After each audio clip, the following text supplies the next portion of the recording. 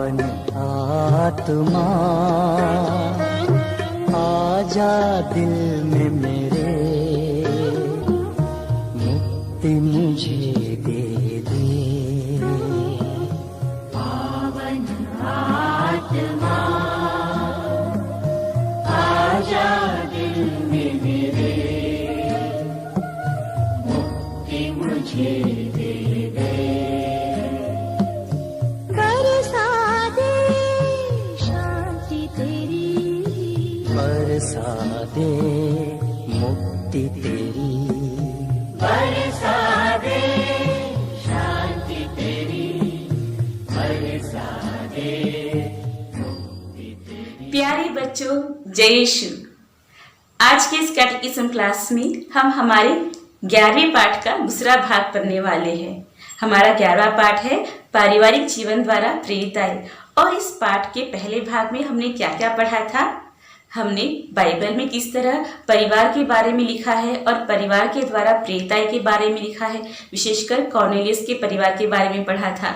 और फिर बाद में हमने पहला पॉइंट देखा था कैसे परिवार ईश्वर द्वारा स्थापित है। उत्पत्ति ग्रंथ से हमने शुरू किया था।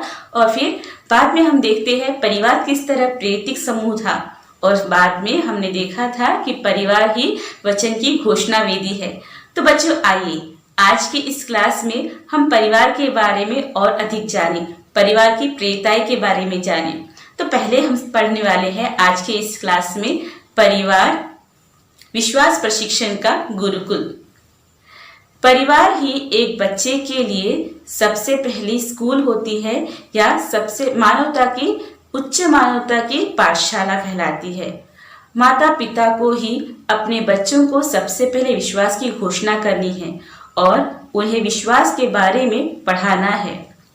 हम देखते हैं कि हमारे परिवार में जब हम छोटे होते तो सबसे पहले हम किससे सीखते हैं? किसने हमें क्रूस का चिन्ह बनाना सिखाया? हमारे माता पिताओं ने, है ना। जब माता पिता प्रार्थना के लिए बैठते हैं तो उनके साथ हम भी बैठा करते हैं और उनको देख देख कर हमने प्रार्थना कहना सीखा, परमेश्वर को परमेश्वर कहना सीखा, है ना। और हमारे जो विश्वास के बारे में है, मूल्यों के बारे में है, सब चीजें हम कहाँ से पढ़ते हैं? हमारे माता पिताओं से। तो आइए मैं आपको एक छोटी सी कहानी सुनाना चाहती हूँ। एक परिवार था जिसमें माता पिता थे और उनका एक इकलौता बेटा। और उस परिवार में इस बेटे के दादाजी, मतलब उनके माता पिता के पापा, उनके पिता के पापा भी थे। और यह परिवार एक साथ रहता था। परिवार में माता पिता दोनों भी काम पे जाया करते थे और उनको बच्चों के लिए या अपने परिवार के लिए समय देने के लिए उनके पास समय नहीं था। और फिर बाद में ये जो माता पिता थे वे अपने बूढ़े पिता को बोझ समझकर उनको परिवार से हटा देना चाहते थे। और पत्नी के कहने पर वो पति भी कैसे अपने पापा को परिवार से दूर कर दे और पापा को ज़्यादा प्यार नहीं दे सकते हैं, इसलिए पापा को एक वृद्धाश्रम में ले जाने के बारे में सोच रहे थे। लेकिन फिर भी आजू बाजू के लोगों के डर से वे उन्हें घर में ही रखा करते थे, लेकिन घर में उन्हें अच्छा व्यवहार नहीं करते थे। वे उनको एक कोने के कमरे में जाकर वहाँ पर ही रहने के लिए कहते थे। यदि घर में कोई मेहमान आए तब ये बूढ़े पापा जी को वहाँ पर उनके सामने आने की परमिशन नहीं थी। फिर इनके जो दादाजी थे ये तो बूढ़े थे और इसी कारण उनके हाथों से चीज़ें गिरा करती थी और बार बार उनको डांट खानी पड़ती थी। लेकिन यह जो छोटा बच्चा था, उनका पोता, वह उनसे बहुत ही प्यार करता था। लेकिन पापा के और मम्मी के इस व्यवहार को देखकर वो नाखुश था। फिर भी वह अपने ग्रैंडपा को हेल्प करना चाहता था। एक दिन उसने देखा कि जब ग्रैंडपा के हाथ से प्लेट टूट गई तो उन्हें बहुत डांट मिली। और फिर डांटने के बाद में उन्होंने ग्रैंडपा को एक लकड़ी के प्लेट में खाना दिया।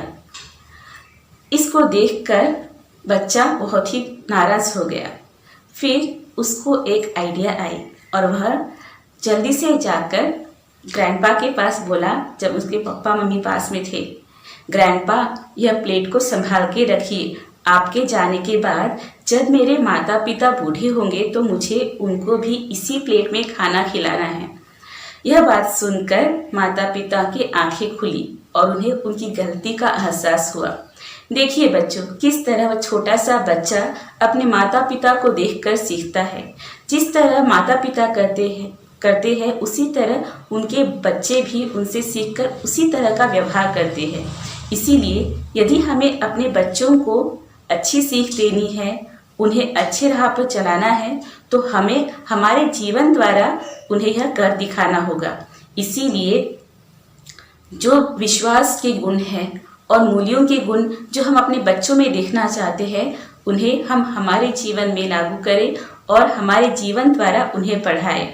इसीलिए माता पिता बच्चों के सर्वप्रथम अध्यापक या टीचर्स होते हैं और इस तरह परिवार हमारे विश्वास प्रशिक्षण का पहला गुरुकुल बनता है। बाद में ही बच्चे बड़े होने पर हम उन्हें कैटेकिज्म क्लास में भेजते हैं या स्कूल में भेजते हैं, लेकिन उससे पहले सबसे पहली ट्रेनिंग कहाँ शुरू होती है?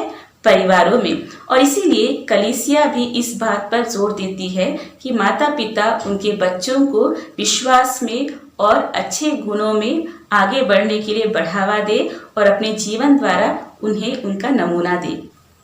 अपने त्यागपूर्ण जीवन द्वारा माता पिता अपने बच्चों को सब कुछ भूलकर दूसरों को प्यार करना सिखाते हैं।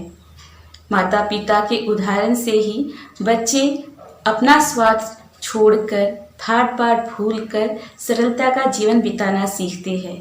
जब हम छोटे थे, तब जब चर्च में ऑफेट्री का समय आता है, तब हम देखते हैं कि छोटे छोटे बच्चे ही क्यों ना हो, लेकिन कुछ ना कुछ पैसा बड़े माता पिता या जो बड़े लोग हैं उनके हाथ में लेकर उनका हाथ पकड़कर उनके हाथ से ही दान कराते हैं। इस तरह बचपन से ही बच्चों को दान करने की, दूसरों को मदद करने की सीख मिलती है। हम भी जब छोटे थे तब ऐसा ही करते थे ना, क्या आपको याद है?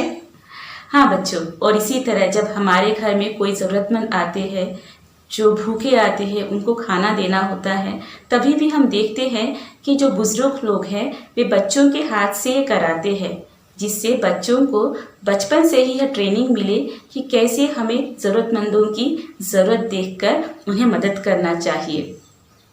यदि हम हमारे ख्रिस्तीय वचनों को माता पिता हमारे बच्चों को सिखाए और अपने जीवन द्वारा उनका नमूना उनके सामने प्रस्तुत करें, तब हमारा परिवार ही सुसमाचार प्रचार की वेदी बन जाती है। और इस तरह हम हमारे परिवार में ही कैसे हमारे समाज में हमें न्याय नीति के साथ में रहना है, इसके बारे में सीखते हैं।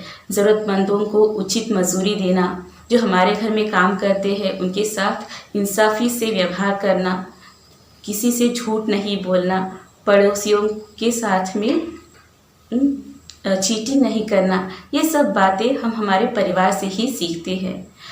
हमारे स्थापक पिता संत कुरियाकोस इलियास चावड़ा, इन्होंने एक छोटी सी पुस्तिका लिखी थी जिसका नाम था एक अच्छे पिता का खत, जहाँ पर जिसे चावरुल कहते हैं। चावरुल वो मलयालम का एक वर्ड है जिसका अर्थ है वसीयतनामा। वसीयतनामा तो एक व्यक्ति उनके मृत्यु के पूर्व अपने बच्चों के लिए जो विरासत देना है उसके बारे में लिखते हैं।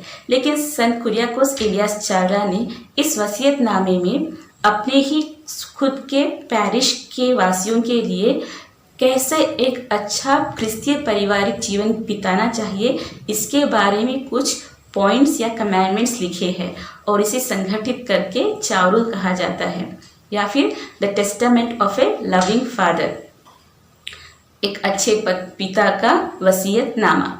और इसमें कैसे हमें परिवार में एक दूसरों के साथ प्रेम से रहना है और परिवार में रहते हुए कैसे विश्वास को हमारे बिताना है, बच्चों को प्रार्थना सिखाना है, टाइम टू टाइम प्रेयर में बैठना है और हमारे बाकी कार्यों को भी करना है। जो हमारे अड़ोस पड़ोस में रहते हैं उनके साथ प्रेम से रहना है और मजदूरियों को उचित मजदूरी देना है।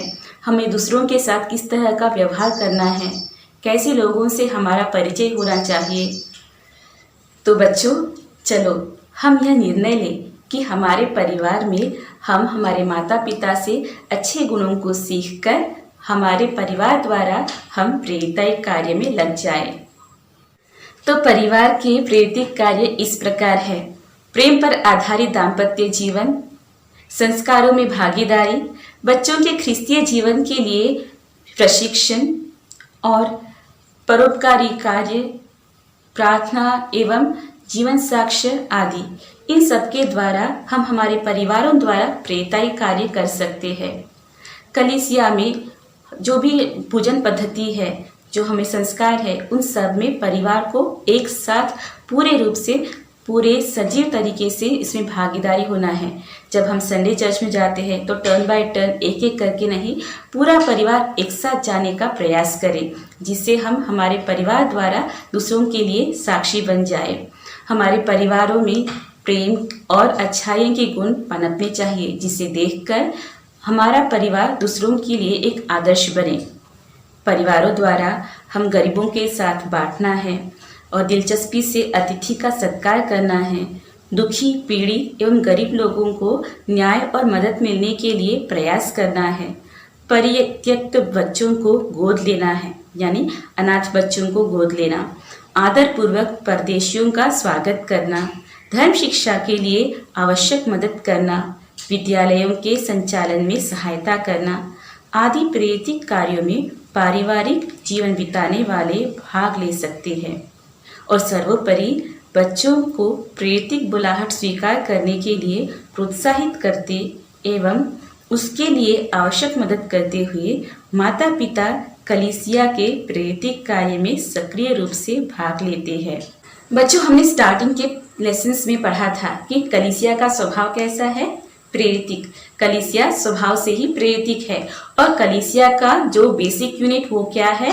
वह परिवार है। परिवार is the basic unit of कलीसिया।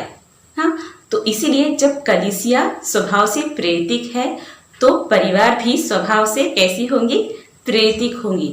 और इस दौत्य को समझते हुए कलीसिया जो परिवार के सुसमाचार प्रेरिताई महत्व को समझते हुए परिवारों द्वारा प्रेरिताई में परम ध्यान देती है। और इसीलिए इसका महत्व समझते हुए हमें भी हमारे परिवारों द्वारा प्रेरिताई कार्यों में लगे हुए रहना चाहिए। प्यारे बच्चों, परिवार यह हमें परमेश्वर से मिला हुआ दान है। परमेश्वर की सृष्टि योजना में परिवार का बहुत ही महत्वपूर्ण स्थान था और इसीलिए प्रभु परमेश्वर भी इस धरती पर एक परिवार में ही आए, माता मरियम और संत जोसेफ का परिवार, है ना। और साथ में हमें भी प्रभु परमेश्वर ने एक अच्छा परिवार दिया है।